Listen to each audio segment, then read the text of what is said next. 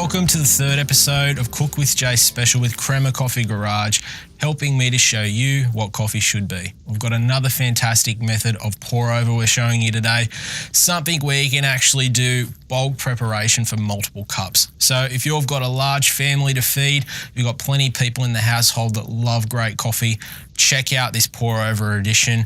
It's something that allows you to take full control over the strength of your coffee as well. So another great way to get into the market with coffee. And it's also fantastic to actually have cold the next day as well, coming into the warmer summer months. So sit back again, take some notes and really enjoy this fantastic special episode with Cook with Jace.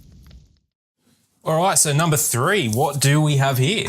So we're going to be doing a pour over. So essentially the basis of your pour over setup, you've got your scales underneath, then you've got your glass decanter kind of at the bottom, then you've got your top pour over cup. This one's a 2-cup dripper, but you can get them in smaller ones if you just want an individual size for yourself. Then we've got a paper filter in the top, which we've actually pre-wet with our warm water. Acts as twofold, helps it stick to the dripper, but it also just washes away some of those remaining paper fibres that may be sitting there. And then we're going to pour our ground coffee inside, and then we're going to start the pour over setup. Sounds good. Yeah. So we've got here a little hand grinder. You can purchase these from Crema actually. These ones are perfect for alternate brews because they're really easy to adjust. So anywhere you may have some variance between different styles, it's not too much of an effort to just tweak the grind, and then you can experiment with different styles. So we've already pre-weighed out 20 grams of coffee here. We're using a number 5 grind coarseness. So we touched on that on the previous video. Espresso would be like a number 3. AeroPress that we just did, number 4. So just going to take it up one step again, number 5. So we're just pouring it straight in there. We're actually going to weigh it out on our scales, but we have already pre-weighed it out. But, sometimes we just like to let it be a little bit, Just to double check. We're not mathematicians, We've got... This is true. But you do get a little bit OCD when it comes to your coffee making. 20 bang on, guys. Woohoo! Professional, right? Nailed it. So I just, similar to the AeroPress, just like to give it a bit of a shake so it's nice and level. That way we're getting an even extraction. And then we're just going to tear our scales off so it reads 0. These are just simple kitchen scales, guys. There's obviously, you can get really fancy ones as you go up the spectrum. We actually have ones at work which actually synced directly to an iPad, and you can actually control it all from the iPad. Yeah, we're not on that budget yet. But we're super nerdy about coffee. So just tearing off the scales to read 0. So pour over, we're stepping it up in terms of our method. So, stick with us because the end result is so tasty. You can actually come into work and get one made for you. We can make it in front of you if you're really into it, and then help you out with any of the products should you be interested. But scary at first, but once you know how to do it, it's worth the end result. So we're going to do similar to an AeroPress. We're going to do a 40 gram pour. I'm going to let that sit for about 30 seconds. So typically we would do this with a watch, with a timer. But I'm just going to do it by gauging it by the eye and myself, because I don't want to scare you off. It's not it's not one to be feared. It's really worth the end result. So similar to the AeroPress, it starts to bubble a little bit. The natural gases of the coffee are starting to release. But just by wetting the coffee, you're just kicking the brew extraction into gear. So then we're going to pour up to 180 mils. Okay. We're going to do that over a 30-second period. Oh, this will be good. Stopwatch is on. It's on, and we're going to work in a circular motion. So the purpose of the circular motion is to make sure you're incorporating all of your coffee. You don't want any dry spots. You want it all to be incorporated. So you've got to be a bit of a multitasker here. You've got to keep an eye on your water pour plus your scales. So we've just gone a touch over 180 there, but we're just going to tailor that when it comes to our second pour. So our second pour, we're going to pour up to 300. Okay. So what we're doing now is we're letting it drain down to about the halfway mark. And then our final pour is going to be a single stream in the centre. That way it's pushing all of that coffee down towards the funnel at the bottom. So it's one of those things with a method, isn't it, really, that it's step by step. You follow the method. It's foolproof. You get a great product every time. If you're scared of this... Absolutely. Method. And a lot of the time, if you're tweaking this recipe, you're not going to have a drastic failure. If anything, you might be discovering something that you actually really enjoy.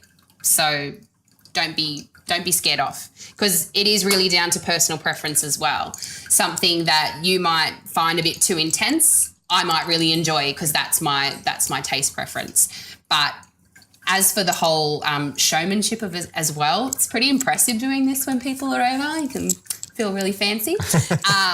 But it just produced and even I'm not sure if you're getting the smell now. I just love the smell of pour over as well. It's a really enjoyable brewing experience. So like you were saying, if that's a little bit too daunting, this one's a really good one to go for. I like how there's actually reason behind the method, because here I am seeing sprinkling herbs from a height and you're actually dusting your entire bench and floor when there's no real added purpose, but you're actually pouring it from that height. It's actually for a reason. It is. And that's what's so fantastic about the gooseneck kettle. Yeah. I know we mentioned in the previous video that you could get away with having a home one.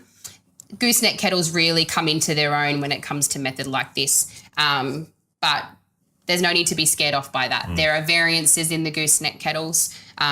So you're more than welcome to come into work, come into us and have a chat about it, because there's ways that we can get you there without you having to fork out, a fortune of money.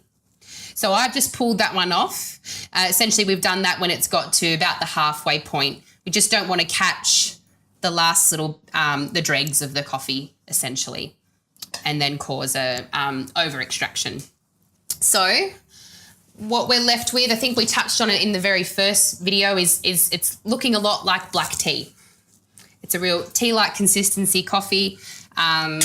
But I mean, I'll be really interested for you to taste it, being a novice to both being a bit innocent to the whole AeroPress and also to pour over, to see if you notice the difference. We'll go novice, that's all right. It's true, And I mean, do remember with our AeroPress, it was a brewing time period of 3 to 4 minutes. This was a 2.5 minute process, but the water was completely passing through the coffee. So, I mean, you tell me, but it shouldn't taste as intense as an AeroPress. Nowhere near.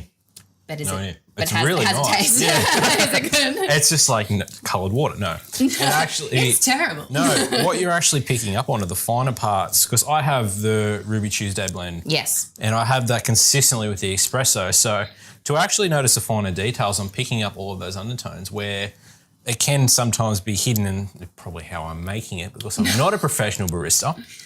But saying that, it's another way to appreciate and enjoy it. And I think it'd be really interesting. Crema do have a study at the moment looking at the caffeine content of different types of their coffee production, yeah? Mm-hmm. We just had one of our trainers do a full day of experimentation with a professor from Newcastle University, and just breaking down different brew methods: espresso, pour over, Chemex, plunger, and all the different levels of caffeine that are actually in the end result. We all can physically see what we're putting in, but it's not very common knowledge in terms of at the end what the end result and where it is in the process that you might lose. So we're actually in the midst of getting that all published. So we should have that up on our website and also on our Facebook in the not too distant future. But that's something that we're really excited about. That's something we've never done before, and it's really interesting to see all these methods that we love and we teach and talk about with our customers. We can just give them that next level of information, especially for customers and clients like yours. Absolutely. I would imagine, quite interested in knowing that side of it, because it really can play a factor in their daily habits and in their diet. So absolutely. And it's one of those things as well. Anyone looking for the performance side of it, we know caffeine is something that can give you that performance boost. Moving into the endurance side of it, you can go up to 6 milligrams per kilo of body weight. So for some people looking at that, it'll be nice to know which has got the more substantial caffeine content in that for you. And pre-training, pre-competition or event, it's something that will enhance your performance. There's a lot of evidence behind that, even for general health, okay? Coffee has a very heavy antioxidant value, okay? And there was a study published by Harvard recently going up to 6 cups a day, and be careful of the caffeine content between different studies of what they use. But I mean, that's a standard blend that they use, standard espresso coffee. So looking at something like that to enhance health, you can have 6 cups a day. You can visit Candace 6 times a day, nothing better. You love to see this face. So absolutely take advantage of those elements of coffee for your health. Thank you so much for running me also through this, but also the viewers out there. It's giving you the education of what coffee should be. And that's the difference with Crema, okay? Not only a fantastic product, but they're backing it up, teaching you how to do this so you don't have to be daunted. You can have this fantastic coffee at home in your life, reap the health benefits, and very much look forward to working with you in the future. We've got some fantastic things coming up. Yeah, I'm pretty excited. And thank you for having us. It's a real treat for us. We really enjoy kind of putting all this knowledge out there, because we want you to really enjoy it and come back and see us more often as well. Absolutely, guys. So stay tuned. Another Cook with Jace coming up very, very soon. And I think you might be joining me for a couple of episodes, yeah? I think so, yeah. Spoiler alert, no worries. Spoiler. We'll see you soon, guys. Take care. Thanks. Thanks for joining us for the last episode of our Cook with Jay special about coffee, with Crema Coffee Garage giving me a helping hand to show you what coffee should be.